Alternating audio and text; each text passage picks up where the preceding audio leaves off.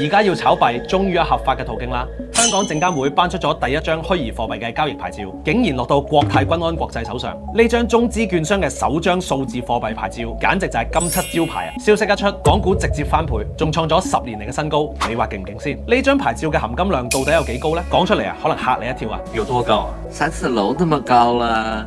有咗呢張牌照，佢就可以直接買賣比特幣、以太坊、泰達幣呢啲主流嘅幣種，仲有權參與穩定幣發行嘅工作。以前券商咧就淨係做股票嘅中介，而家搖身一變，變咗加密貨幣嘅交易平台，功能咧完全顛覆晒。記得以前 A 股炒穩定幣都係短期投機嘅多啦，而家就完全唔同啦。呢個係國家長期戰略級別嘅佈局，之前已經講過啦。螞蟻要入局香港嘅穩定幣市場，京東都想出自家嘅幣鏈，一邊搞穩定幣，一邊做跨境支付。而家跨境支付仲短到幾分鐘就搞掂啦，效率都好驚人嘅。其實所有嘅信號都好清晰嘅，香港就係要全力爭奪亞洲數字金融中心嘅寶座，將來勢必成為 Crypto Capital。有中資券商領軍，加上呢啲科技巨頭咧都紛紛落場，呢個領域啊隨時會爆出驚人嘅能量啊！睇住啦，數字金融時代真係嚟緊啦！如果想去香港旅遊、發展、投資，給孩子規劃未來，但又擔心信息不對稱，一不小心就踩坑，我為大家準備了一份赴港指南合集，超詳細攻略，手把手教你如何順利辦理各項業務，避開各種雷區。雙擊點讚加關注我，然後私信我合集，限時免費分享，速來領取。